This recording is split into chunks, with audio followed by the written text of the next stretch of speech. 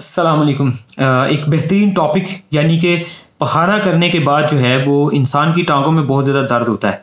अक्सर पखाना करने के बाद जो है वो पिंडलियों में बहुत ज़्यादा दर्द होता है, यानी कि बड़ा पेशाब करने के बाद। ऐसा क्यों होता है? बेसिकली जो आपकी टांगों का, आपकी पिंडलियों का गोश्त है, इसका डायरेक्ट तल्लक आपकी मैदे की आंतों के साथ होता है। और आंतों के अंदर जब सुद्दे बन जाते हैं, यानी कि मोटे मोटे तहें बन जाती हैं, रुकावटें आ जाती हैं और सोजश आ जाती है, तो टांगों की जो पिंडलियाँ हैं, ख़ास तौर पे ये मछली का एक गोश्त होता है, बड़ा नरम और बड़े लचकदार, ये पट्ठों वाला गोश्त होता है, इसके अंदर जो है वो फिर दर्द स्टार्ट होता है। तो बहरहाल इसका इलाज कैसे मुमकिन है? इंतहाई आसान तरीके से इलाज है, लेकिन ऐसा होता क्यों है? किस मिजाज में होता है? ये आपका बेसिकली गर्म मिजाज के अंदर गुद्दी तहरीक, यानी कि गर्म मिजाज में जब आपका जिगर जो है वो हीटअप रहना शुरू होता है, तब ऐसा होता है। ठीक है जी। उस सूरत में आपका दिमाग स्लो और दिल कमज़ोर होता है, यानी कि आपके गोश्त के अंदर कमज़ोरी आ जाती है। इसलिए पूरी बॉडी के गोश्त, यानी कि पट्ठों के, खास तौर पे भी टांगों के पट्ठों में कमज़ोरी आ जाती है। इसके लिए नुस्खा आप लोगों ने कौन सा इस्तेमाल करना है? इसके लिए आपने गुद्दी असाबी मलयन और अक्सीर बादियाँ, ये आपने नुस्खा इस्तेमाल करना है। यहाँ लिखा होता है किताब के अंदर कि 2-2 गोलियां इस्तेमाल करें, यानी आप एक एक छोटी चाय वाली चम्मच जो है इसकी अक्सीर बादियाँ की, खैर मेरे मुताबिक आप 3 टाइम इस्तेमाल करेंगे, सुबह दोपहर शाम। लेकिन गुद्दी असाबी मलयन क्योंकि एक कब्ज़ कुशा दवाई है, इसे खुल के पकाना आता है, तो ये एक दफ़ा इस्तेमाल करेंगे। अब पहचान कर लीजिएगा, मैं आगे समझाने लगा आपको। यानी कि गर्म तहरीक के अंदर ही आपने करना है, लेकिन याद रखें, ठीक है जी, ये पखाना करने के बाद टांगों में दर्द हो तो गुद्दी असाबी मलयन और अक्सीर बादियाँ का इस्तेमाल करना है। अक्सीर बादियाँ 3 टाइम, गुद्दी असाबी मलयन 1 टाइम रात को खाएं, एक छोटी चाय वाली चम्मच। अच्छा, अगर मरीज को कब्ज रहती हो, एक तो पखाना आने के बाद दर्द है, दूसरा ये कि पखाना जोर लग के आ रहा है या आ नहीं रहा, यानी कि कब्ज रह रही है, तो फिर ये गोश्त का सकेड़ है। ठीक है जी, गोश्त यानी कि उजलात का सकेड़ है।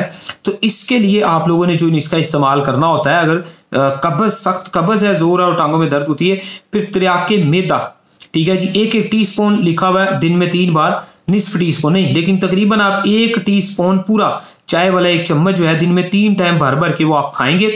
और प्लस इसके साथ गुद्दी असाबी मलयन जो है वो 1 दफ़ा रात को खाएंगे। ठीक है जी, ताकि थोड़ा मोशन खुल के आए और अपना जो कब्ज टूट जाए, और त्रियाके मैदा की वजह से बाकी जो है वो मसाइल मैदे के ठीक हो जाएंगे। यानी कि सख्त कब्ज की सूरत में त्रियाके मैदा और गुद्दी असाबी मलयन खाना है। नॉर्मल कब्ज की सूरत में, कम कब्ज हो और टांगों में दर्द हो, तो फिर आपने गुद्दी असाबी मलयन और अक्सीर बादियाँ खाना है। अच्छा, इसकी एक तीसरी सूरत भी है, मैं ये बता रहा हूँ। अच्छा, उजलाती का, इससे कब्ज दूर हो जाती है।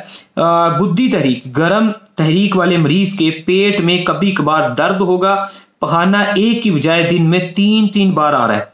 एक तो टांगों में दर्द है पखाना करने के बाद, ऊपर से दिन में 3-3 बार पखाना आ रहा है, तो ऐसी सूरत में सिर्फ मरीज को अक्सीर बादियाँ वाला जो नुस्खा है वही दिन में 3 बार 1-1 छोटी चाय वाली चम्मच पानी के साथ खाने के आधा घंटा बाद खानी चाहिए।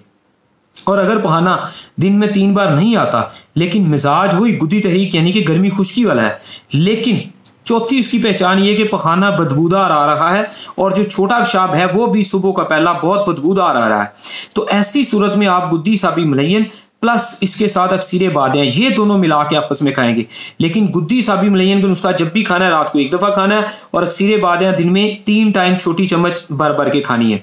अच्छा, जहाँ तक कमजोरी का तल्लक है, वो ज़्यादातर असाबी तरीक में होती है, और इसका इलाज नौजवानों के लिए जाती असाबी और बूढ़ों के लिए जाती गुद्दी जो है वो दवाइयों से होगा। बहरहाल ये मैंने आपको बता दिया, और अब मैं आप लोगों को इसी वीडियो के एंड पे, इसी वीडियो के आखिर में मैं ये पिक्चर लगा दूंगा, ठीक है जी, मुकम्मल तौर पे, जिसके मुताबिक मैंने ये पूरी एक वीडियो जनरेट की है, और उसके अंदर आप लोगों को गुद्दी असाबी मलयन का नुस्खा मिलेगा, ठीक है जी, और अक्सीर बादियाँ का नुस्खा मिलेगा, और त्रियाके मैदा का नुस्खा मिलेगा।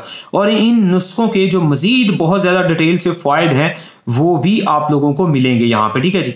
मुकम्मल उनको आप लोग पढ़ के, और भी बहुत सारी मर्ज़ों के लिए आप इन नुस्खों को इस्तेमाल करके फ़ायदा हासिल कर सकेंगे।